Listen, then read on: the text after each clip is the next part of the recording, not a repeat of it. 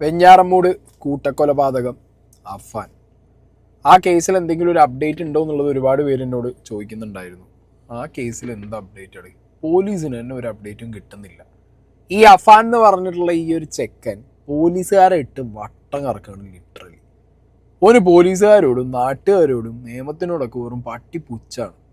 ഓ ഇപ്പം പറഞ്ഞതല്ല പിന്നെ പറയുന്നത്, ഓ ആദ്യം പറഞ്ഞതല്ല ഇപ്പം പറയുന്നത്, ഓ എന്തൊക്കെയോ വിളിച്ച് പറയുന്നു. എന്നാലും നല്ല തീറ്റ കിട്ടുന്നുണ്ട്. മീൻകറി, ചിക്കൻ ബിരിയാണി, ആവശ്യങ്ങൾ ഭയങ്കരമാണ് അഫാൻ്റെത്. ഏത് അതിനൊന്നും ഒരു കുറവില്ല. പിന്നെ പോലീസുകാർ ചുറ്റും ഈ പറഞ്ഞ പോലെ തെളിവെടുപ്പിന് കൊണ്ടുവരുന്ന സമയത്ത് ഗാർഡ് നിന്ന് ബാ മോനെ ബാടാന്നൊക്കെ പറഞ്ഞ് കൊണ്ടുവരുന്നൊക്കെ ഉണ്ട്. ഇതിനിടയിൽ ഇവൻ്റെ ഘോരഘോരമായിട്ടുള്ള നാടകങ്ങൾ, ബാത്റൂമിൽ തലയേറ്റി വീഴുന്നു, കാല് ഞൊണ്ടി പോകുന്നു.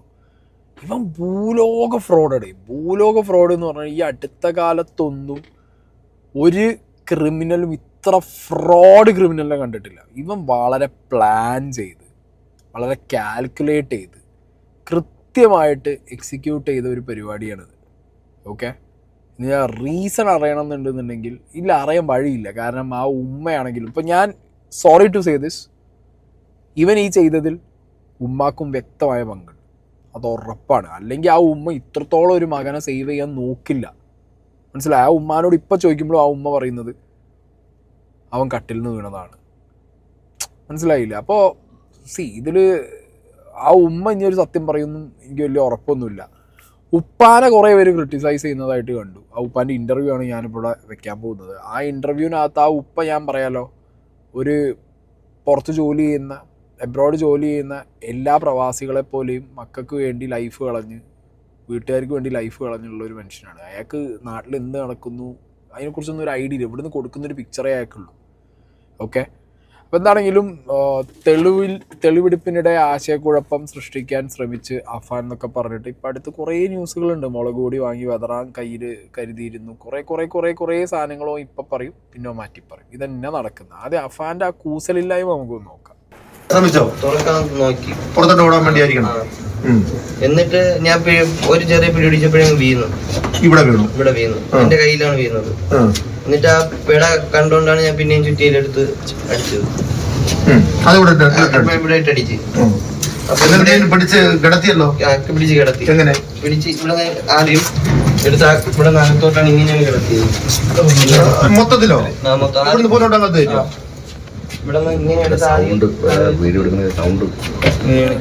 ഇവൻ ഒരു കൂസലോട് ചുമ്മാ നിന്ന് പറയുന്നുണ്ട്. ഡെഡ് ബോഡിക്കകത്ത് അടുത്ത് ഇരുന്ന് സിഗരറ്റ് വലിച്ചു.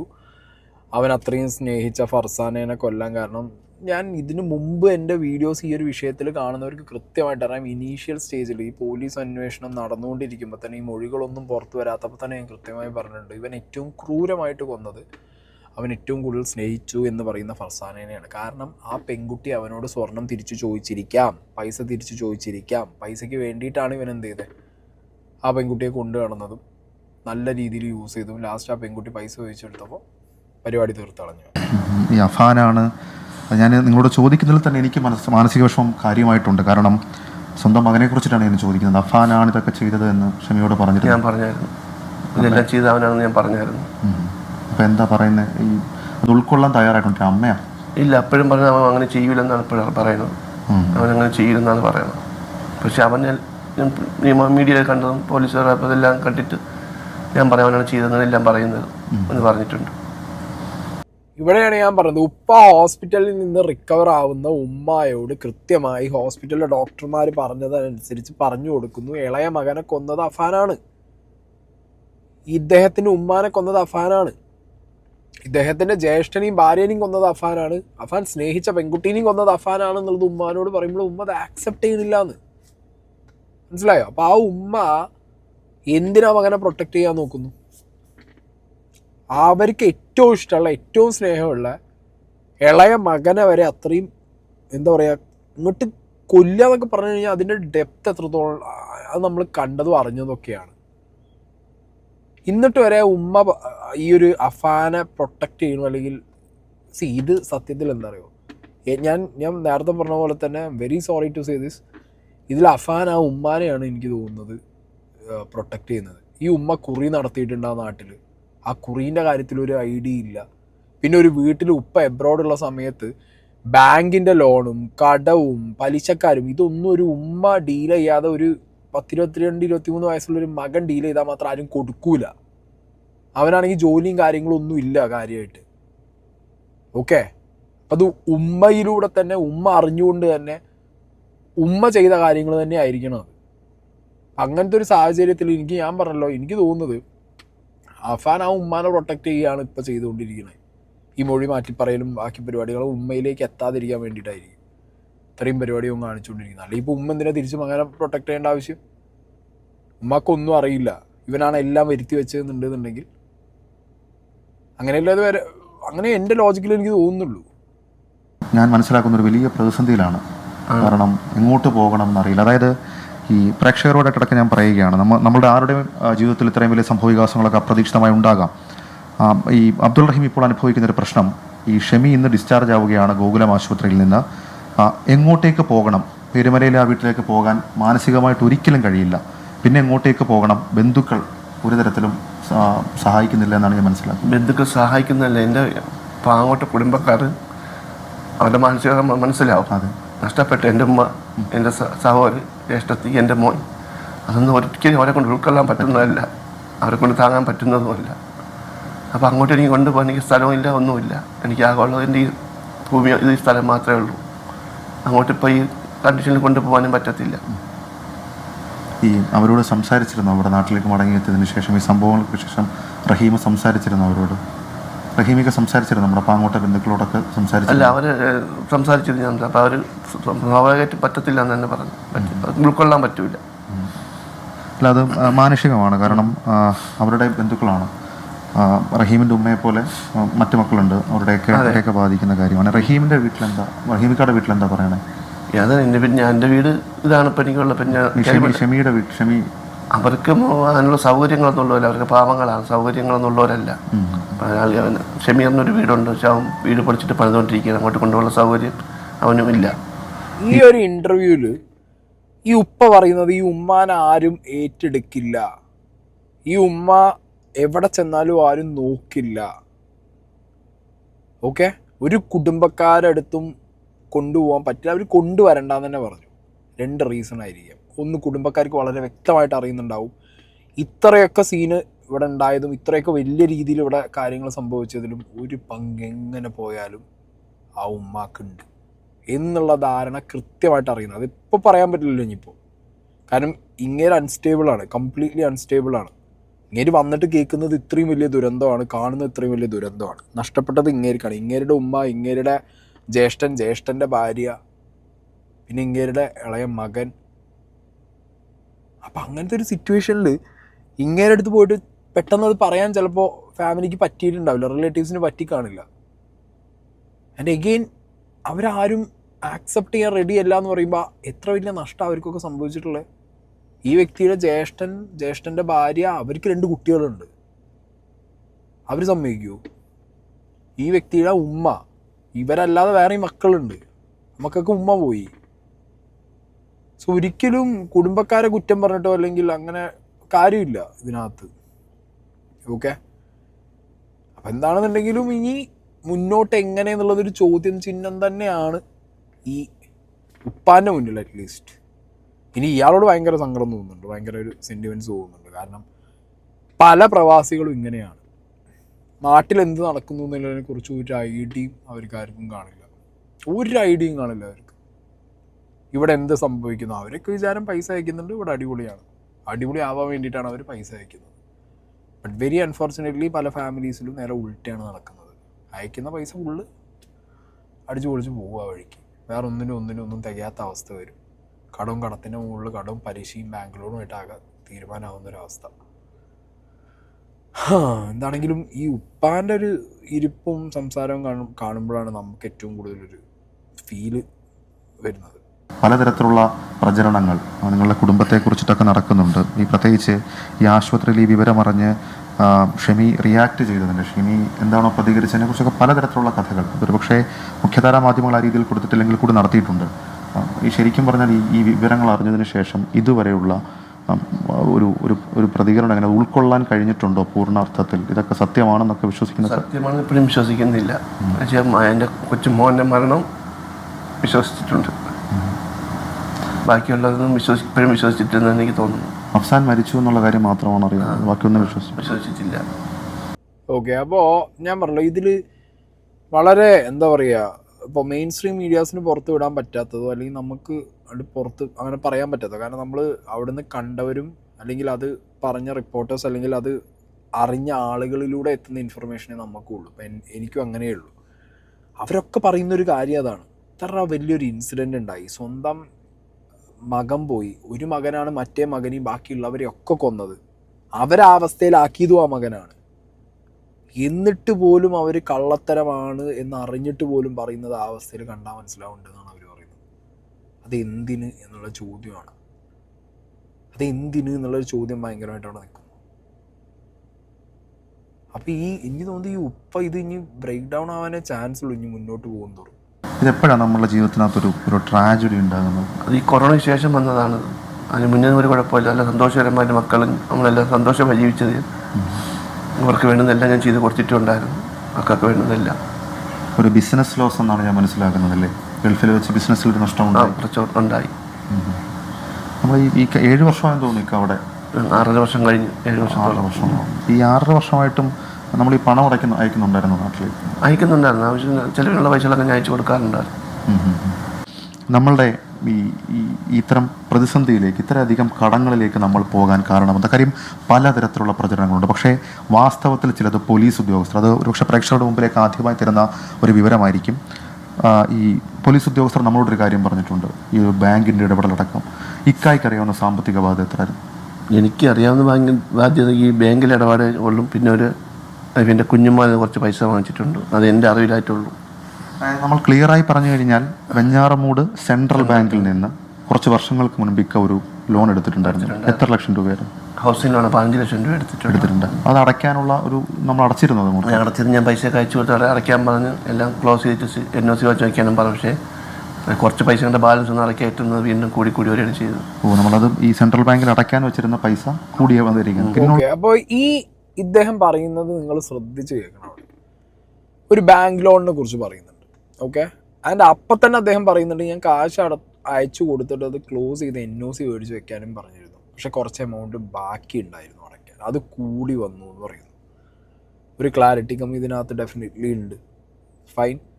ഒന്നില്ലെങ്കിൽ ഇദ്ദേഹം കംപ്ലീറ്റ് പൈസ അയച്ചു. 15 ലക്ഷം എന്നാണ് ഇദ്ദേഹം പറയുന്നത് ഹൗസിംഗ് ലോണിന്. 15 ലക്ഷം രൂപ ഇദ്ദേഹത്തിന് ഭയങ്കര ക്രൈസിസാണ്, നഷ്ടം സംഭവിച്ചു കൊറോണയ്ക്ക് ശേഷം, അങ്ങനെയൊക്കെ ഇദ്ദേഹം പറയുന്നുണ്ട്. ബട്ട് സ്റ്റിൽ 6-7 കൊല്ലം അവിടെ നിന്നിട്ട് ആ പൈസ ഉണ്ടാക്കി അദ്ദേഹം അയച്ചു എന്നാണ് പറഞ്ഞത്. NOC മേടിച്ച് വെക്കാനും പറഞ്ഞു. ഈ പൈസ ഇവർ എന്തിനു ഉപയോഗിച്ചു? കാരണം അവിടെ ഈ ഫുൾ എമൗണ്ട് അല്ല, ബട്ട് അതിനൊരു സർട്ടൻ എമൗണ്ട് പോയിട്ടുണ്ട്. അയച്ച എമൗണ്ട് NOC വാങ്ങാൻ അവിടെ പൈസ അടച്ച് NOC എടുത്തു വെച്ച് അല്ലെങ്കിൽ ഈ പറഞ്ഞ ആധാരം എടുത്തു വെച്ച് ക്ലിയർ ആക്കേണ്ട എമൗണ്ടിൽ നിന്ന് എമൗണ്ട് ഇല്ല, നഷ്ടമാണ്. പിന്നെ ഇദ്ദേഹം അയച്ച എമൗണ്ട് കംപ്ലീറ്റ് ആണോ അതോ അതിൽ ബാക്കി ഉണ്ടായിരുന്നോ? അതൊരു ചോദ്യം. ഇനി അങ്ങനെ ബാക്കി ഉണ്ടെങ്കിൽ തന്നെ നിങ്ങൾ ആലോചിച്ച് നോക്കും, ഒരു ചെറിയ തുകയാണെന്നുണ്ടെങ്കിൽ, ഓക്കെ, 2-3 ലക്ഷം, ഒരു 5 ലക്ഷം ആണെന്നുണ്ടെങ്കിൽ അത് ഇത്ര പെട്ടെന്ന് കയറി പോയി അതൊരു ബാധ്യതയായതാണോ ഇവർക്ക്? അങ്ങനെ വരാനുള്ള ചാൻസ് ഉണ്ടോ? കുറവാണ്. കാരണം ഇങ്ങനെ പറഞ്ഞത് വെച്ചിട്ട് NOC മേടിച്ച് വെച്ചോ എന്നൊക്കെ പറയുന്ന രീതിയിലുള്ള ടോക്ക് വരണമെന്നുണ്ടെന്നുണ്ടെങ്കിൽ അത്യാവശ്യം നല്ലൊരു എമൗണ്ട് തിരിച്ചടച്ചിട്ടുണ്ടാവും, ഇല്ലേ? കംപ്ലീറ്റ് അടച്ചാലേ NOC കിട്ടൂ, അത് വേറെ കാര്യം. എന്താണെങ്കിലും ബാങ്ക് ലോണിൻ്റെ സീൻ ഒരു വശത്ത് ഫൈൻ. പിന്നെ ഇദ്ദേഹത്തിന് എത്ര കടമുണ്ടായിരുന്നു എന്നുള്ളതിനെ കുറിച്ചൊന്നും വലിയ ഐഡിയ ഇല്ല. അവിടെ ഗൾഫിൽ ഈ വ്യക്തിക്ക് എത്രത്തോളം കടമുണ്ട്, ഈ വ്യക്തിക്ക് അവിടെ എന്തായിരുന്നു അവസ്ഥ എന്നുള്ളതിനെ കുറിച്ചിട്ടും നോ ക്ലൂ. അതിനെക്കുറിച്ച് ഞാൻ ചോദിക്കും പറഞ്ഞിട്ടും കാര്യമില്ല. അയാളുടെ അധ്വാനം അയാൾ നിന്ന് അയാൾ ചെയ്ത് അയാൾ വീട്ടിലേക്കും ചെയ്യുന്നുണ്ട്, അവിടെയും ചെയ്യുന്നുണ്ട് ആ മനുഷ്യൻ. പക്ഷേ ഇവിടെ ബന്ധുക്കളിൽ നിന്ന് പലിശയ്ക്ക് പണം എടുത്തിട്ടുണ്ടായിരുന്നു എന്ന് പറയുന്ന ഒരു ലേഡിയുടെ പേരൊക്കെ പറയുന്നുണ്ട്. ആ ലേഡീനെ നിന്നും പലിശയ്ക്ക് പണം എടുത്തു, അവർക്കും കൊടുക്കാനുണ്ട്. ഓക്കെ, ഇയാൾക്ക് ഇത്രയേ അറിയൂ. ഞാൻ ഈ ഒരു കംപ്ലീറ്റ് വീഡിയോസ് ഈ ഒരു അഫാൻ റിലേറ്റഡ് ചെയ്യുമ്പോൾ ഞാൻ പറഞ്ഞിട്ടുണ്ട്, പലിശക്കാരുടെ എങ്ങനെയായാലും പലിശക്കാരുടെ ഇൻവോൾവ്മെൻറ്റ്, ആ പലിശക്കാരെന്ന് പറയുന്നത് മിക്കവാറും കുടുംബക്കാർ തന്നെയായിരിക്കും ഞാൻ പറഞ്ഞതാണ്. കുടുംബക്കാർ കുറേ പേര് ഇവർക്ക് സഹകരിക്കുന്നില്ല ഇവരോട്. കുടുംബക്കാർ കുറേ പേര് ഇവരോട് ഓക്കെ അല്ല എന്നുള്ള കാര്യങ്ങളൊക്കെ അറിയുമ്പോൾ നമുക്ക് മനസ്സിലാവുന്നത് പൈസ മേടിച്ചിട്ടുള്ളത് കുടുംബക്കാരോ അല്ലെങ്കിൽ കൊടുത്തത് കുടുംബക്കാരോ ആണ്. അപ്പോൾ ആ മേടിച്ച പൈസ തിരിച്ചു കൊടുക്കാതെ ആകുമ്പോൾ ആരാണെങ്കിലും ചോദിക്കും, അത് ബാങ്കുകാരും ചോദിക്കും, പലിശക്കാരും ചോദിക്കും. പക്ഷെ ഈ വ്യക്തിക്ക് അറിയാതെ ഈ വ്യക്തി അയച്ച പൈസ ഇവർ എന്ത് ചെയ്തു? ഈ വ്യക്തിക്ക് അറിയാതെ ഇവർ ഇത്രയും കടം പിന്നെയും കടം എന്തിനു വരുത്തി വെച്ചു? ചിട്ടി, ആ ചിട്ടി എന്തായി? ഒരുപാട് ചോദ്യങ്ങൾക്ക് ഉത്തരം പറയണമെങ്കിൽ ഇനി ഉമ്മ തന്നെ വരണം. തട്ടത്തുമലയിലെ നമ്മളൊരു ബന്ധു, പേരൊന്നും പറയണ്ട, ഒരു ബന്ധുവിൻ്റെ കയ്യിൽ നിന്ന് വാങ്ങിയൊരു പണമാണ്. അത് എത്ര ലക്ഷം രൂപ ഉണ്ടെന്ന് അറിയാമോ? അത് എന്നോട് പറഞ്ഞത് 4 ലക്ഷം രൂപയും കുറച്ച് സ്വർണ്ണം പണയം വെച്ചിട്ടുണ്ടെന്നാണ്. അതെന്തിനായിരുന്നു അതൊന്നും പറഞ്ഞിട്ടില്ല. എന്തെങ്കിലും ആവശ്യം വാങ്ങിച്ചിട്ടുള്ളതായിരിക്കും, പറഞ്ഞിട്ടില്ല. അതിപ്പോൾ പറഞ്ഞതാണല്ലേ? ഇല്ല, നേരത്തെ എനിക്കറിയാവുന്ന ഒരു കാര്യം, ഇത്രയും കടം എനിക്കറിയാവുന്ന കടം. ഈ 2 കടം, അതായത് നമ്മൾ 15 ലക്ഷം രൂപ സെൻട്രൽ ബാങ്കിൽ നിന്ന് എടുത്തതിൻ്റെ ബാക്കി വന്ന എല്ലാം അയച്ചു കൊടുത്തിരുന്നു. അവശേഷിച്ച കുറച്ച് പൈസയും അതേപോലെ തട്ടത്തുമലയിലെ ബന്ധുവിൻ്റെ കയ്യിൽ നിന്നും വാങ്ങിയ 4.5 ലക്ഷം രൂപയും കുറച്ച് ആഭരണവും, അത് മാത്രമാണ് ഇക്കായ്ക്ക് അറിയാവുന്നത്. എനിക്കറിയാവുന്നതേ ഉള്ളത്. അതിനുശേഷം ഇങ്ങനെ ഈ കടം വന്നത് എങ്ങനെയാണെന്ന് ഇക്കായ്ക്ക് അറിവുണ്ടോ? ഇതിനെ കുറിച്ച് അറിയത്തില്ല. 4 ലക്ഷം രൂപ പലിശയ്ക്ക് മേടിച്ചതും പിന്നെ കുറച്ച് സ്വർണ്ണവും, അത് കഴിഞ്ഞപ്പോൾ നിങ്ങളൊരു 4-5 ലക്ഷം കൂട്ടിക്കോ, ഒരു 9-10 ലക്ഷം രൂപ. പിന്നെ ഇങ്ങനെ പറഞ്ഞത് വെച്ചിട്ടാണെന്നുണ്ടെങ്കിൽ ബാങ്കിൽ നിന്ന് എടുത്തതിൽ കുറച്ച് പൈസ ബാക്കി വന്നു അല്ലെങ്കിൽ ബാക്കി വെച്ചു എന്നാണ് പറയുന്നത്. സോ മേ ബി അതൊരു 4-5, ഒരു 10-15 ലക്ഷം രൂപയുടെ കടം. ഓക്കെ, അതേ ഇദ്ദേഹത്തിന് അറിയൂ, ഇദ്ദേഹത്തിൻ്റെ അറിവിൽ അത്രയേ ഉള്ളൂ. ഇനി ഈ കടം വിട്ടാനും പരിപാടികൾക്കും ഇദ്ദേഹത്തിൻ്റെ കാറും വിറ്റിട്ടുണ്ട്. ഇദ്ദേഹത്തിന് 1 ലക്ഷം കൊടുത്ത് ബാക്കി എവിടെ എന്നുള്ളതിനെ കുറിച്ചിട്ട് ഇദ്ദേഹത്തിന് പിടുത്തമില്ല. ഓക്കെ, അപ്പം ഞാൻ ഇപ്പോഴും എൻ്റെ ഡൗട്ട് വന്നിരിക്കുന്നത്, അഫാൻ കംപ്ലീറ്റ്ലി എന്നെ ഹാൻഡിൽ ചെയ്ത് അഫാൻ കയ്യിൽ വെച്ചിട്ട് നോ, എനിക്ക് തോന്നുന്നില്ല, എനിക്ക് ഒട്ടും അത് തോന്നുന്നില്ല. അഫാൻ ഇത് ഉമ്മാക്കറിയാം, ഉമ്മ ത്രൂ മാത്രമേ ഇത് നടക്കൂ. ആൻഡ് ഈ പറഞ്ഞ ഒരു കുടുംബക്കാരെന്നുള്ള നിലയ്ക്കൊന്നും ആവില്ല, ഇത് കുറേ കുടുംബക്കാരെ ഇന്ന് ഇവർ മേടിച്ചിട്ടുണ്ടാവും. പോലീസ് പറയുന്നത് വെച്ചിട്ടുണ്ടെങ്കിൽ 40-50 ലക്ഷം രൂപയുടെ കടം എങ്ങനെ വന്നു? അത് വേണമെങ്കിൽ അഫാനിലേക്ക് വരാം. എല്ലാം ഓൺലൈൻ ഗെയിമും കളിച്ച് കളഞ്ഞു കാണും. ഈ ബെറ്റിങ്, ഗിറ്റിങ്, ഡബിളിങ് എന്ന് പറഞ്ഞ പരിപാടികൾ പോലീസ് അന്വേഷിക്കണം. മൊബൈൽ ഫോൺ അടക്കം എടുത്ത്, ട്രാൻസാക്ഷൻ അടക്കം എടുത്ത് അന്വേഷിച്ചേ പറ്റൂ. ഇപ്പോൾ ഇവിടെ വന്നതിന് ശേഷം ബാങ്കിലെ അസിസ്റ്റൻറ്റ് മാനേജർ നിരന്തരം ശല്യം ചെയ്തിട്ടുണ്ടെന്നാണ് പറഞ്ഞത്. അദ്ദേഹം ബാങ്ക് തുറന്നു കഴിഞ്ഞാൽ രാവിലെ 8 മണി തൊട്ട് ഇങ്ങനെ വിളിച്ചുകൊണ്ടിരിക്കും, 9 മണി തൊട്ട് വിളിച്ച് രാത്രി വൈകുന്നേരം 5 മണി വരെ നിരന്തരമായി വിളിച്ച് ശല്യം ചെയ്തുകൊണ്ടിരുന്നു. ഇത് അടയ്ക്കാനുള്ള പൈസയാണെന്നാലും ഒരു സമയം കൊടുക്കുക, അല്ലെങ്കിൽ അദ്ദേഹം വന്ന് വീട് ജപ്തി ചെയ്യും. ഇപ്പം 2 ദിവസം മുന്നേ പറഞ്ഞത് അദ്ദേഹം ഒപ്പിട്ട് വാങ്ങിച്ചു, വീട് ജപ്തി ചെയ്യും എന്നൊക്കെയാണ് പറഞ്ഞത്. അപ്പം ഞാൻ അന്വേഷിച്ചു, അദ്ദേഹം എന്നോട് വളരെ രൂക്ഷമായി സംസാരിച്ചു, അസിസ്റ്റന്റ് മാനേജർ. നേരത്തെ സംസാരിച്ചു, ഇന്നലെ അദ്ദേഹത്തെ കാണാൻ പോയിരുന്നപ്പോൾ അദ്ദേഹം ഇതുവരെ പറഞ്ഞു, രൂക്ഷമായി സംസാരിച്ചു. ഞാൻ പറഞ്ഞിട്ടാണ് നിങ്ങളെ മകൻ എല്ലാവരും കൊണ്ടുവന്നൊക്കെ ചോദിച്ചു. അപ്പോൾ നിങ്ങളെ നിമിത്തം എൻ്റെ കുടുംബം നശിച്ചു പോയി, നിങ്ങൾ ഇത്രയും പ്രശ്നങ്ങൾ ഉണ്ടാക്കിയത് കൊണ്ടാണ് എന്ന് ഞാൻ പറഞ്ഞായിരുന്നു.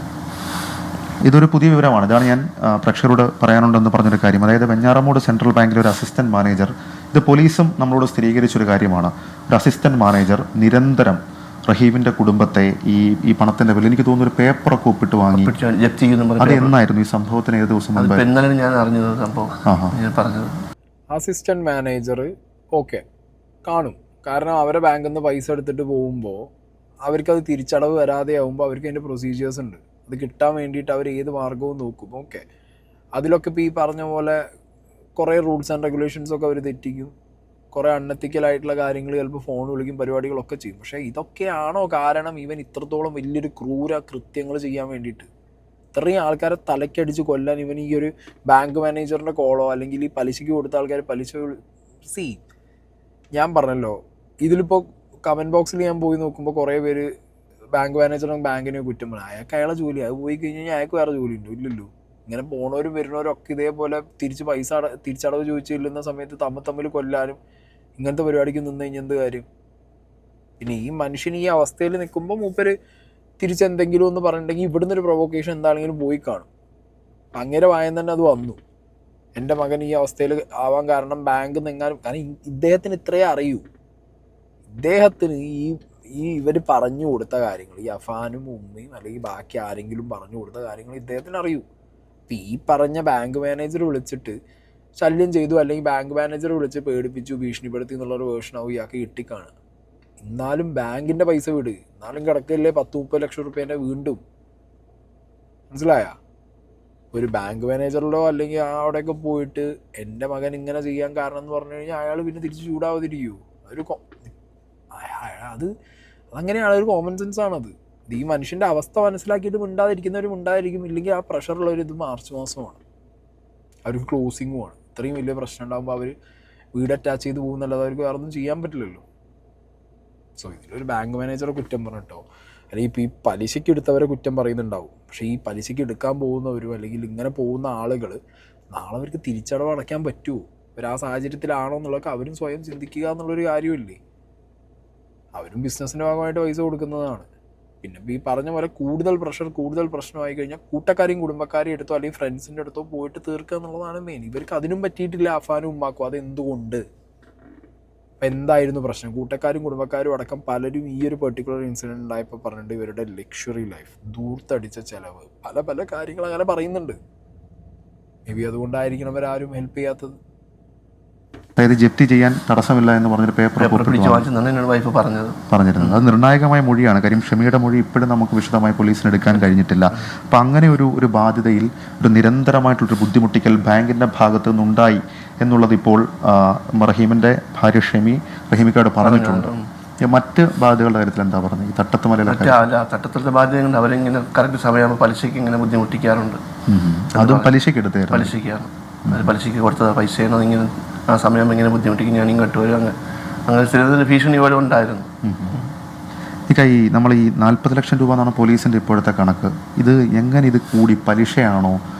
ഇതെങ്ങനെയാണ് നിക്കായ്ക്ക് ഒരു ധാരണയില്ല, അതിനെക്കുറിച്ച് ധാരണയില്ല. ഇപ്പം നിക്കത് ഷമിയോട് ചോദിച്ചിരുന്നോ? വൈഫിനോട് ചോദിച്ചിരുന്നോ? ഇതിനെക്കുറിച്ചൊന്നും ഇതുവരെ ഒന്നും പറഞ്ഞു ചോദിക്കാൻ പറ്റുന്ന മാനസികാവസ്ഥ അല്ല. അതിനെക്കുറിച്ചൊന്നും ചോദിച്ചിട്ടില്ല. നമുക്ക് എങ്ങനെ ആരോഗ്യം വീണ്ടെടുക്കുക എന്നുള്ളതായിരുന്നു. അതാ 40 ലക്ഷം രൂപയുടെ കടം, ബാങ്ക് ലോണും ഒരൊറ്റ പലിശയ്ക്ക് എടുക്കലുമായിട്ട് വരാനൊരു ചാൻസ് പോലും. ഇനിയിപ്പോൾ അങ്ങനെയാണെങ്കിൽ തന്നെ ഇദ്ദേഹം നേരത്തെ പറഞ്ഞ പോലെ തന്നെ ഒരു NOC കിട്ടേണ്ട രീതിയിലുള്ള കാശ് ഇദ്ദേഹം അയച്ചിട്ട് അതിന്നൊരു സർട്ടൻ എമൗണ്ട് ഇവർ എടുത്തു എന്നൊക്കെ പറഞ്ഞു വരുമ്പോഴത്തേക്കും വീണ്ടും അത് മാച്ച് ആവുന്നില്ല. പിന്നെ പലിശയ്ക്ക് എടുത്ത എമൗണ്ട് 4 ലക്ഷം. 4 ലക്ഷം ഇനിയിപ്പോൾ എത്ര കൂടിയിരുന്നാലും ഈ 40 ആവുക അല്ലെങ്കിൽ 20 ആവുക. അങ്ങനെ കുറേ കാര്യങ്ങൾ ഇതിനകത്ത്, കുറേ ക്ലാരിറ്റി കുറവുണ്ട് ഇതിനകത്ത്. ഓക്കെ, അവിടെ കാണും ബാങ്ക് അസിസ്റ്റൻറ്റ് മാനേജറോ പലിശയ്ക്ക് എടുത്ത ആളുടെ പ്രൊവോക്കേഷനോ ഒക്കെ കാണാതിരിക്കില്ല. കാരണം അവരെന്താണെങ്കിലും പൈസ തിരിച്ചു ചോദിക്കും. ആ ടൈം ആകുമ്പോൾ പിന്നെ അവർ വിളിക്കും, അവർ ശല്യം ചെയ്യും, പ്രഷർ ചെയ്യും, അങ്ങനത്തെ സാധനങ്ങൾ എല്ലാം ഉണ്ടാവും അതിനകത്ത്.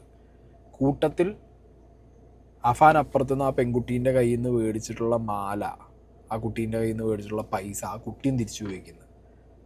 പക്ഷെ ഇതൊക്കെ ആവുമ്പോൾ കൂട്ടക്കാരും കുടുംബക്കാരും നാട്ടുകാരുമായിട്ട് കുറേ പേരുടെ അടുത്ത്, അതാണ് അതിൻ്റെ ഒരു രീതി അല്ലേ, അതല്ലേ നടക്കാറ്. അവിടെയും ചുറ്റിക്ക് മേടിച്ച് എല്ലാവരെയും അടിച്ച് കൊല്ലുന്നു. മെൻ്റൽ ഹെൽത്ത് വീണ്ടെടുക്കുക എന്നുള്ളതാണ്. നമ്മൾ ഈ കുടുംബത്തെ സംബന്ധിച്ച് ചില ബിസിനസ്സുകൾ, ചെറിയ ബിസിനസ്സുകൾ, ഇപ്പോൾ ഒരു ഹൗസ് ഹോൾഡ്, നമ്മുടെയൊക്കെ വീടുകളിൽ സാധാരണ നടത്താറുള്ള കോഴിമുട്ട വിൽപ്പന ഉൾപ്പെടെയുള്ള കാര്യങ്ങൾ നടത്തിയിരുന്നു എന്ന് അവിടുത്തെ നാട്ടുകാർ പറയുന്നുണ്ടായിരുന്നു. ഒരു ചിട്ടിയെക്കുറിച്ച് പറയുന്നുണ്ടായിരുന്നു, ചിട്ടി നടത്തി എന്നൊക്കെ. ചിട്ടിയെക്കുറിച്ച് എന്നോട് പറഞ്ഞിട്ടില്ല.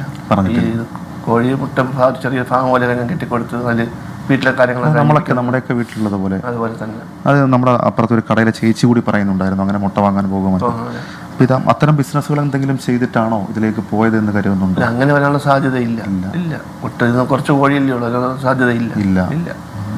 കോഴിമുട്ട ബിസിനസ് കൊണ്ടൊക്കെ 40 ലക്ഷം രൂപേൻ്റെ കടം വരണമെന്നുണ്ടെന്നുണ്ടെങ്കിൽ ഇവർ എത്ര കോഴി എത്ര മുട്ടയിൽ ബിസിനസ് ചെയ്യണം? ഇവർ ഈ പറഞ്ഞ പോലെ ചിട്ടി അതൊരു വലിയ ഫാക്ടറാണ്. പക്ഷേ അൺഫോർച്ചുനേറ്റ്ലി നമ്മുടെ എന്താ പറയുക റിപ്പോർട്ടർ അത് കൃത്യം അങ്ങോട്ട് കൂടുതൽ സ്ട്രെസ് ചെയ്തില്ല. മേ ബി അന്വേഷണത്തിൻ്റെ ഭാഗമായിട്ടുള്ള കാര്യവും പിന്നെ ഇവരെ അറിയിച്ചിട്ടില്ല. ഫിനാൻഷ്യൽ കാര്യങ്ങളൊന്നും ഈ ഹസ്ബൻഡിന് ആ വൈഫ് അറിയിച്ചിട്ടില്ല, മകനും അറിയിച്ചിട്ടില്ല. ചിട്ടീന്ന് നടത്തിയോ അല്ലെങ്കിൽ ചിട്ടീൻ്റെ കാര്യങ്ങൾ എന്താകുന്ന ഒരു ക്ലൂ ഇല്ല ആ വ്യക്തിക്ക്, അറിഞ്ഞിട്ടേ ഇല്ല ആ വ്യക്തി. അപ്പോൾ പിന്നെ അയാളോട് ചോദിച്ചിട്ട് കാര്യമില്ല, അത് വേറെ പരിപാടി. കൂടുതൽ ഡിസ്ക്ലോസ് ചെയ്യേണ്ടെന്ന് വിചാരിച്ചിട്ടായിരിക്കാം റിപ്പോർട്ടർ അത് നിർത്തിവെച്ചതാണ്. അഫാൻ്റെ സ്വഭാവം പലതരത്തിലുള്ള കഥകളുണ്ട്. ഇപ്പോൾ നമ്മളോട് പോലീസ് പറഞ്ഞത് അഫാൻ ഒരു തരത്തിലും ലഹരി മരുന്ന് ഉപയോഗിച്ചു എന്ന് അവർക്ക് കണ്ടുപിടിക്കാനോ സ്ഥിരീകരിക്കാനോ കഴിഞ്ഞിട്ടില്ല. ഈ അഫാൻ മറ്റെന്തെങ്കിലും, അതായത് അഫാൻ മുൻപെന്തെങ്കിലും ബുദ്ധിമുട്ടുകൾ പറഞ്ഞിരുന്നു ഇക്കാര്യമായിട്ട്? ഇല്ല, അങ്ങനെയൊന്നും ഒരു ബുദ്ധിമുട്ടും പറഞ്ഞിട്ടില്ല. ഞാൻ വിളിക്കുമ്പോഴൊക്കെ ചോദിക്കും, ഒരു ബുദ്ധിമുട്ടും പറഞ്ഞിട്ടില്ല. അറിയാവുന്ന കാര്യങ്ങൾ നമുക്ക് പറയാൻ പറ്റുമോ? നമ്മുടെ അറിവിൽ അങ്ങനെയൊന്നും ഇല്ല. അവസാനമായിട്ട് ഇക്കയോട് അഫാൻ സംസാരിക്കുന്ന എന്നാ ഈ സംഭവത്തിന് മുൻപ്? ഞാൻ അതിന് ഒരാഴ്ച മുന്നേ വാട്സപ്പിൽ വോയിസ് ഇട്ട് സംസാരിക്കുന്നു. എന്തായിരുന്നു അതിൽ പറഞ്ഞിരുന്നത്? നോർമലായ ഒരു അച്ഛൻ മകൻ അതാ ഇങ്ങനെ വസ്തുവിക്കുന്ന കാര്യം, വീട് വയ്ക്കുന്ന കാര്യം അതേ പറഞ്ഞിട്ടുള്ളൂ. നമ്മളെ പേരുമലയിലെ വീട് വിറ്റ് നമുക്ക് കടങ്ങൾ തീർക്കാം. പക്ഷേ ഇവിടുത്തെ ഇത്രയും കടങ്ങളൊന്നും എനിക്കറിയത്തില്ല. നമുക്ക് എത്രയാണ് കടമുള്ളതൊക്കെ തീർക്കാമെന്നാണ് എന്നോട് പറഞ്ഞത്. അപ്പോൾ അവൻ തന്നെ പല ആൾക്കാരും കൊണ്ടുപോയി വീട് കാണുന്നു നോക്കുകയൊക്കെ ചെയ്തെന്നും പറഞ്ഞു എന്നോട്. പേരുമലയിലെ വീട് വിൽക്കാനുള്ള ശ്രമം നടത്തിയിരുന്നു. അതല്ലാതെ മറ്റൊന്നും സംസാരിച്ചില്ല. ഈ കടങ്ങളുടെ കാര്യത്തെക്കുറിച്ചൊക്കെ അഫാന് ധാരണ ഉണ്ടായിരുന്നു അല്ലേ? അവന് അറിയാമായിരുന്നിരിക്കണം. എന്നോട് അങ്ങനെ പറഞ്ഞു. ഇവിടുത്തെ മറ്റു ബാധ്യതയൊന്നും പറഞ്ഞിട്ടില്ല. ഇവിടെയൊക്കെയാണ് എനിക്ക് ഉപ്പാനോടൊരു ഞാൻ പറഞ്ഞൊരു സെൻറ്റിമെൻറ്റ്സ് തോന്നിയാൽ ഈ ഉപ്പ പറയുന്നതിലും നുണയുണ്ടോ എന്നുള്ളൊരു സംശയം എനിക്ക് ഇവിടെ വരുന്നത്. അഫാൻ വീട് വിൽക്കാൻ വേണ്ടി മുൻകൈ എടുത്തു. വീട് വിൽക്കണമെന്ന് അഫാനും ഉമ്മയും കൂടി ഈ ഉപ്പാൻ അറിയിച്ചു. ഇവർ ലോൺ എടുത്ത് വെച്ച വീടാണ്, 10-15 ലക്ഷം രൂപ. എന്തായാലും ലോണിൻ്റെ മുകളിലും ആ വീടിന് ചിലവായിട്ടുണ്ടാവില്ല. എങ്ങനെ പോയാലും വീടും സ്ഥലം കൂടി വർത്ത് ഒരു 20 to 30 lakhs നിങ്ങൾ കൂട്ടിക്കോ. വീട് വിട്ട് കടം വീട്ടാമെന്ന് ഉപ്പാനോട് ഉമ്മയും മകനും പറയുമ്പോൾ ഉപ്പാക്ക് ആകെ അറിയുന്ന 2 കടം. ഒന്ന് 4 ലക്ഷം രൂപയുടെ ഈ പറഞ്ഞ പലിശയ്ക്ക് എടുത്തതും പിന്നെ ബാങ്കിൽ അടയ്ക്കാൻ ബാക്കിയുള്ള കുറച്ച് പൈസ. ഇത്രയേ ഉപ്പാൻ്റെ മൈൻഡിൽ. അതിപ്പോൾ എങ്ങനെ കൂട്ടിയാലും ഉപ്പാക്ക് ഒരു 10-15 ലക്ഷം റുപ്യ നിങ്ങൾ കൂട്ടിക്കോ, 20 ലക്ഷം റുപ്യ നിങ്ങൾ കൂട്ടിക്കോ. വീട് വിറ്റ് കടം വീട്ടാമെന്ന് പറയുമ്പോൾ ഈ മനുഷ്യനൊരു സംശയം പോലും തോന്നിയില്ല. അതെന്തിനും വീട് വിറ്റ് കടം വീട്ടേണ്ടത്? ഇത്രയല്ലേ ഉള്ളൂ. ഇത് അധ്വാനിച്ച് വീട്ടാം. വീട് വിറ്റ് കടം വീട്ടേണ്ട ഒരു അവസ്ഥ ഉണ്ടോ? ഇല്ലെങ്കിൽ ഒരാളോട്, ഒരു പലിശക്കാരൻ പറഞ്ഞാൽ ഒരാളോട് സംസാരിച്ചാൽ മതി. പിന്നെ ബാങ്കിനോട് ഡീൽ ചെയ്യാനാണെന്നുണ്ടെങ്കിലും നാട്ടിൽ അത്യാവശ്യം രാഷ്ട്രീയക്കാരും മത നേതാക്കന്മാരും ഉണ്ട്. വലിയ ചൊറയാക്കി കഴിഞ്ഞാൽ അവിടെ പോയി പറഞ്ഞു കഴിഞ്ഞാൽ നമുക്ക് സമയം കിട്ടുന്നൊരവസ്ഥയാണ്. ഓക്കെ, പിന്നെ ലോണിൻ്റെ കാലാവധി കഴിയാനായിട്ടുണ്ടോ? എത്ര വർഷമായിട്ടുള്ള ലോണാണ്? കാരണം ലോണിൻ്റെ കാലാവധി കഴിഞ്ഞിട്ടും തിരിച്ചടവ് വരാത്തപ്പോഴാണ് ജപ്തിയും കാര്യങ്ങളും മുന്നോട്ട് പോവുക. അപ്പം അങ്ങനെയൊക്കെ കുറേ ഫാക്ടേഴ്സ് ഇതിനകത്ത് മിസ്സിങ് ലിങ്കായിട്ട് ഈ ഉപ്പ പറയുന്നതിൽ കിടക്കുന്നുണ്ട്. ഈ ഉപ്പ വീട് വിൽക്കാൻ പോവാന്ന് മകൻ പറഞ്ഞ് മകൻ അതിന് മുൻകൈ എടുത്ത ആൾക്കാരെ വിളിച്ച് കൊണ്ടുവന്ന സമയത്തൊന്നും ഉപ്പാക്ക് ഒരു സംശയം അടിച്ചില്ലേ എന്നുള്ളത് സ്റ്റിൽ ഐ ഡൗട്ട്. കാര്യങ്ങൾ ഞാനോട് പറഞ്ഞു, അതിനെക്കുറിച്ച് പറഞ്ഞിട്ടേ ഉള്ളൂ. ഇവർ തമ്മിൽ, ഈ അമ്മയും ഇവരും തമ്മിലെല്ലാം തുറന്നു പറയുന്ന ആൾക്കാരാണോ ഈ കടങ്ങളുടെ കാര്യമൊക്കെ? ഷെമി സാധാരണ നമ്മൾ ഈ മക്കളോട് മാതാപിതാക്കൾ ഇത് പറയാറില്ല. അപ്പോൾ ഷെമി എല്ലാം പറയുന്നുണ്ടായിരുന്നു. ഒരു വലിയ കുട്ടിയാണ്, 23 വയസ്സുണ്ട് എന്ന് വെച്ചാൽ കുടുംബത്തിൻ്റെ ബുദ്ധിമുട്ടുകളാണ്. മാത്രമല്ല പ്രവാസിയായ അച്ഛൻ പ്രവാസത്തിലാണെങ്കിൽ അല്ലെങ്കിൽ വിദേശത്താണെങ്കിൽ സ്വാഭാവികമായി നമ്മൾ മൂത്ത കുട്ടിയെ കുടുംബം ആശ്രയിക്കും. അപ്പം അങ്ങനെ ഈ കടങ്ങളെക്കുറിച്ചും ജീവിത സാഹചര്യങ്ങളെക്കുറിച്ചൊക്കെ ഷെമി കാര്യമായി സംസാരിച്ചു. ഞാൻ സംസാരിക്കാറുണ്ടായിരുന്നു, മറ്റു കാര്യങ്ങളൊക്കെ പറയാറുണ്ടായിരുന്നു. നമുക്ക് പണ്ടത്തെ പോലെ വരുമാനം ഇല്ല, അപ്പം നമ്മുടെ വരുമാനത്തിനനുസരിച്ച് നമ്മൾ ജീവിക്കുക. അന്നൊക്കെ ഞാനോട് പറഞ്ഞിട്ടുണ്ടായിരുന്നു, വൈഫിനോടും പറഞ്ഞിട്ടുണ്ടായിരുന്നു. ഈ വണ്ടി വിറ്റ കാര്യമൊക്കെ പിന്നെ എപ്പോഴാണ് അറിയുന്നത്? കാര്യം കൈക്കൊരു ഫോക്സ് വാഗൻ കാറുണ്ടായിരുന്നു, അത് വിറ്റത് എന്ത് പർപ്പസിനാണ്, എന്ത് ആവശ്യത്തിന്? അത് വിറ്റോ? പണം വിറ്റ് ഞാൻ കുറച്ച് പൈസ അങ്ങോട്ട് ആവശ്യപ്പെട്ടു. ഞാൻ 1 ലക്ഷം രൂപയിൽ അങ്ങോട്ട് തന്നെ എനിക്ക് വിസ പുതുക്കിയിട്ട് പുതിയ സ്പോൺസറെ കണ്ടെത്തി അങ്ങോട്ട് മാറാം എന്ന് ഞാൻ പറഞ്ഞായിരുന്നു. അതിനുവേണ്ടി വണ്ടി വിൽക്കാമെന്നും പറഞ്ഞു. പക്ഷേ എന്നോട് പറഞ്ഞ് 2 ലക്ഷം രൂപയ്ക്ക് വിറ്റെന്നാണ് പറഞ്ഞത്. 2 ലക്ഷം രൂപയ്ക്ക്? അതിൻ്റെ ഒരു പേപ്പർ എന്തെങ്കിലും കിട്ടി? 4 ലക്ഷം രൂപ മറ്റോ ആണോ അതിനകത്ത് കേൾക്കുന്നത്? ഞാൻ പറഞ്ഞു. അത് ഈ വൈഫിന് അറിയാമായിരുന്നോ? ഷെമിക്ക് അറിയാമായിരുന്നോ വണ്ടി വിറ്റ കാര്യമൊക്കെ? അറിയാമായിരുന്നിട്ടുണ്ട്. എന്നോട് ഞാൻ പറഞ്ഞു 2 ലക്ഷം രൂപയ്ക്കാണ് വിറ്റെന്ന് പറഞ്ഞു. 2 ലക്ഷം രൂപയ്ക്കാണ് വിറ്റെന്ന് പറഞ്ഞു. ഷെമി വൈഫിന് വണ്ടി വിറ്റ കാര്യം അറിയാം. അത് നുണ പറഞ്ഞിരിക്കുകയാണ് ഈ വ്യക്തിയോട്. 2 ലക്ഷത്തിനാണ് വിറ്റെന്നുള്ളത്. അപ്പോൾ ഉമ്മയും ഈ ഉപ്പാനോട് നുണയാണ് പറയുന്നത്. എന്തിന്? പൈസയുടെ കാര്യം വരുമ്പോൾ എന്തിന് ഉപ്പാനോട് ഉമ്മ നുണ പറയണം? ഒന്നില്ലെങ്കിൽ ഉമ്മ മകൻ, ഞാൻ നേരത്തെ പറഞ്ഞ ഓൺലൈൻ ഗെയിമിംഗ് ഒന്നും ഇതൊന്നും മാറ്റി വയ്ക്കാൻ പറ്റുന്ന കേസൊന്നുമല്ല. മകൻ വരുത്തി വെച്ച വലിയൊരു കടബാധ്യത ഉമ്മ നാട്ടിൽ നിന്ന് എല്ലായിടത്തും കുടുംബത്തിൽ നിന്നും കടം വാങ്ങി വീട്ടാൻ നോക്കി. ഒന്നില്ലെങ്കിൽ അല്ലെങ്കിൽ ഉമ്മാടെ ചിട്ടിയോ അല്ലെങ്കിൽ ഉമ്മാൻ്റെ വേറെ എന്തെങ്കിലും പരിപാടികൾ അല്ലെങ്കിൽ ഇവരുടെ മൊത്തത്തിലുള്ള ഒരു ലൈഫ് സ്റ്റൈൽ വെച്ചിട്ട് എല്ലാം പോയി. അപ്പം പിന്നെ ഉമ്മാടെ നേതൃത്വത്തിൽ ഈ പറഞ്ഞ പോലെ തന്നെ കടവും കാര്യങ്ങളും അതും ഇതൊക്കെ വാങ്ങി ഒക്കെ അങ്ങനെ ഈ വ്യക്തി അറിയാതെ ഉപ്പ അറിയാതെ കൊണ്ടുപോകാൻ മുന്നോട്ട് നോക്കി. അപ്പോഴും വീട് വിൽക്കേണ്ട രീതിയിലുള്ളൊരു കടം കൂടി വരുമ്പോൾ ഈ മനുഷ്യൻ അറിയാതെ പോയല്ലോ എന്നാണ്. അമ്മ, ഈ റഹീമിക്കയുടെ അമ്മ സൽമ ബീവി, ഈ അഫാൻ ഇങ്ങനെ സ്വർണം ആവശ്യപ്പെടാൻ ആ ദിവസം ഉണ്ടായ കാരണം, സാഹചര്യം അങ്ങനെ എന്തെങ്കിലും അറിയാമോ? കുറച്ചൊന്നും അറിയത്തില്ല. നമ്മൾ ഈ ആ ദിവസം തന്നെ ഈ CDMAയിൽ കുറച്ച് പൈസ ഇട്ട് കൊടുത്തു ആർക്കൊക്കെയോ എന്നൊക്കെ ഉണ്ട്. അങ്ങനെ ആരെങ്കിലും വിളിച്ച് ബുദ്ധിമുട്ടിച്ചില്ല? ഇവിടുത്തെ സാമ്പത്തിക പ്രശ്നങ്ങളൊന്നും എനിക്കറിയത്തില്ല. അത് ആർക്കാ ഇട്ട് കൊടുത്ത്, ആരാ ബുദ്ധിമുട്ടിച്ചത്? നമുക്ക് ആകെ അറിയാവുന്ന ഈ 2 ബാധ്യതകളുടെ കാര്യമാണ്. എനിക്കതേ അറിയാവൂ. ആർക്ക് ഇട്ട് കൊടുത്തെന്നും മറ്റൊന്നും എനിക്കറിയത്തില്ല. അതിനെ കുറിച്ചൊന്നും അറിയില്ല.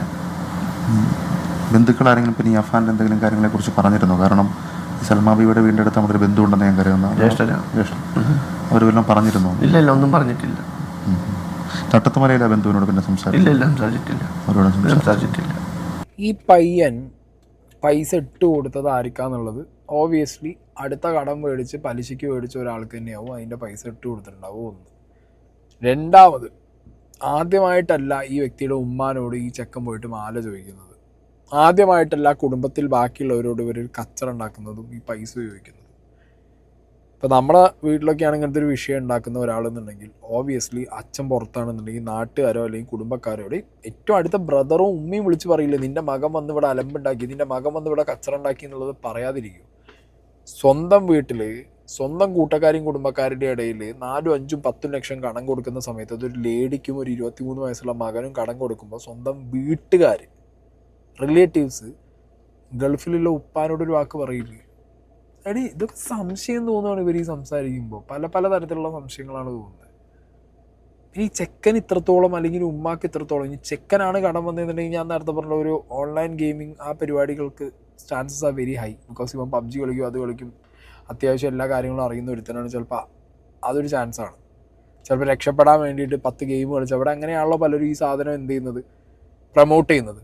പല ഇൻഫ്ലുവൻസേഴ്സും കാണിച്ചു കൊടുക്കുന്നത് ഞങ്ങളിത് കളിച്ചു രക്ഷപ്പെട്ടു. അതേപോലെ രക്ഷപ്പെടാൻ വേണ്ടിയിട്ട് ഓൾറെഡി കടത്തിലിരിക്കുകയാണ്, എന്നാൽ പിന്നെ കുറച്ച് എവിടെയെങ്കിലും തട്ടി ഒപ്പിച്ചിട്ട് കളിച്ച് പൈസ ഉണ്ടാക്കാമെന്ന് വിചാരിച്ച് കൊണ്ടുപോയി ഇട്ടിട്ട് കാണും, പോയി കാണും. ചാൻസ് ഉണ്ട്, ഞാൻ വളരെ വലിയൊരു ചാൻസാണ് പറയുന്നത്. ഒന്ന്. രണ്ടാമത്തെ കാര്യം, ഇവൻ്റെ രാത്രിയുള്ള പോക്ക് പറയുന്നുണ്ട്. ഇവൻ വണ്ടി മാറ്റി എടുക്കുന്നത്, ബൈക്ക് എടുത്തു പിന്നൊരു ബൈക്ക് എടുത്തു, അങ്ങനത്തെ കുറേ കാര്യങ്ങൾ പറയുന്നുണ്ട്. ബൈക്ക്, കാറ്, കുറേ വണ്ടി, ഇത്രയും കടബാധ്യതകൾ വെക്കുമ്പോൾ ബൈക്കും കാറും മാറ്റി കളിക്കുന്നുണ്ട്. ഇവൻ വേറെ എന്തോ ഒരു സാധനത്തിൻ്റെ കടത്തലിൻ്റെ ഭാഗമായിട്ട് വർക്ക് ചെയ്തോ എന്നുള്ളതും കൃത്യമായിട്ട് പോലീസുകാർ പരിശോധിക്കേണ്ടിയിരിക്കുന്നു. അതുകൊണ്ട് വന്ന ഇവൻ്റെ കയ്യിൽ നിന്ന് എന്തെങ്കിലും മിസ്സായിട്ട് വന്നിട്ടുള്ള ഒരു ബാധ്യതയാവാനും അല്ലെങ്കിൽ അത് അവർക്ക് ബാധ്യത തീർക്കാനും അതിൽ നിന്ന് വരുന്നൊരു വെല്ലുവിളി, ഭീഷണി, അത് പുറത്തു പറയാൻ പറ്റാത്തൊരവസ്ഥ ചിലപ്പോൾ ഈ ഉമ്മാക്കും മകനും ഉണ്ടാവുമോ എന്നുള്ളതും സംശയിക്കേണ്ടിയിരിക്കുന്നു. ഷമീനി ഒരു പക്ഷേ റിക്കവറായി വന്നതിന് ശേഷം മാത്രമേ അറിയാൻ പറ്റുള്ളൂ. ബന്ധുക്കളിൽ ആരും ഒരു സഹകരണവും ഇല്ല. ബന്ധുക്കളുടെ സഹകരണം, എൻ്റെ വീട്ടുകാർക്ക് ഞാൻ സഹകരണമുണ്ട്. അല്ല, ഞാൻ പറഞ്ഞത് ഇനിയിപ്പം ഈ ഘട്ടത്തിൽ ഇനിയിപ്പോൾ ഷമിയെ അക്സെപ്റ്റ് ചെയ്യാൻ, ഷമിയെ അംഗീകരിക്കാൻ അവർ തയ്യാറല്ല. കാര്യം ഇതെല്ലാം എനിക്ക് നഷ്ടപ്പെട്ടല്ല എനിക്കാണ്, എൻ്റെ ഉമ്മ, ബാക്കിയുള്ള സഹോദരൻ, എൻ്റെ മോൻ, എൻ്റെ ജ്യേഷ്ഠത്തി, അവരൊക്കെ നഷ്ടപ്പെട്ടു പോയിട്ടുണ്ട്. അപ്പോൾ അതൊന്നും അവർക്ക് ഒരിക്കലും ഉൾക്കൊള്ളാൻ പറ്റുന്നതല്ല. ഗെയിം അങ്ങനെ എന്തെങ്കിലും കളിക്കുമായിരുന്നു? അതിനെ കുറിച്ച് ഗെയിം PUBG ഒക്കെ കളിക്കുമായിരുന്നു നേരത്തെ PUBG കളി ഞാൻ വിളിക്കുമ്പോഴൊക്കെ വൈഫിനെ വിളിക്കുമ്പോൾ മേലെ ഇങ്ങനെ സൗണ്ടുകൾ കേൾക്കാൻ പറ്റിയിട്ട് എന്താ ചെയ്യുന്നത്, പിള്ളേർ PUBG കളിക്കുകയാണെന്ന് പറഞ്ഞു. മറ്റു സംശയം തോന്നുന്നു ഒന്നും അഫാൻ്റെ ഇതിലില്ലായിരുന്നു. കാരണം ഞാൻ എങ്ങനെ ഷെമീൻ എങ്ങനെ ഉൾക്കൊള്ളുവരും, അല്ലെങ്കിൽ വൈഫ് എന്ന് പറഞ്ഞ ലേഡിയെ എങ്ങനെ ഇദ്ദേഹത്തിൻ്റെ വീട്ടുകാർക്ക് ഉൾക്കൊള്ളാൻ പറ്റും? ഞാൻ പറഞ്ഞില്ല, അവരും കൂടി അറിഞ്ഞുകൊണ്ടാണ് ഈ രീതിയിലുള്ളൊരു പ്രവൃത്തി ഇവരുടെ ഈ മൂത്ത മകൻ ചെയ്തിട്ടുള്ളത്. അത് ഉറപ്പാണത്. കണ്ണു അടച്ച ആർക്കും മനസ്സിലാവുന്ന ഒരു കാര്യമാണത്. അതെങ്ങനെ മനസ്സിലാക്കാൻ പറ്റും? അതിനിപ്പോൾ ഈ 100 രീതിയിൽ നമ്മൾ ചിന്തിച്ചുണ്ടാക്കി പറയേണ്ടതോ പിടിക്കേണ്ടതായിട്ടോ ഒരു കാര്യമില്ല. ഇപ്പം എന്താണെന്നുണ്ടെങ്കിലും അഫാൻ ഒരു പഠിച്ച കള്ളനാണ്. ഓക്കെ, വളരെ പ്ലാൻ ചെയ്തിട്ടാണ് ഇവൻ ഈ എല്ലാ മർഡറും ചെയ്തിട്ടുള്ളത്. വീട്ടിൽ വരുന്ന ആൾക്കാരെ മേത്ത് മുളക് പൊടി വാരി എറിഞ്ഞിട്ടാണെങ്കിൽ അവരെയും കൂടി തീർക്കുന്നുള്ളതും ഒരു പ്ലാനിലുണ്ടായിരുന്നു. ഒരു 5-6 മണിക്കൂറിനുള്ളിൽ ഇത്രയും വലിയ കൊലപാതകം നടത്തുക എന്ന് പറഞ്ഞു കഴിഞ്ഞാൽ തന്നെ, 5-6 ആളെ തട്ടുക എന്ന് പറഞ്ഞാൽ തന്നെ ഈസ് ബ്ലഡി വെൽ പ്ലാൻഡ്. ഇത്രയും പ്ലാൻ ചെയ്തിട്ടുള്ള ഒരുത്തൻ ആ ചെങ്ങാതി. എനിക്കിപ്പോഴത്തെ സംശയം എന്താ പറയുക, ഇവൻ മാത്രം അവനും ചാൻസ് ഇല്ല. എനിക്കിപ്പോൾ അതും ഡൗട്ടുണ്ട്. എന്താണെങ്കിലും മുന്നോട്ടുള്ള അന്വേഷണത്തിൽ എന്തൊക്കെ വരും എന്നുള്ളത് നമുക്ക് നോക്കാം. Let's see.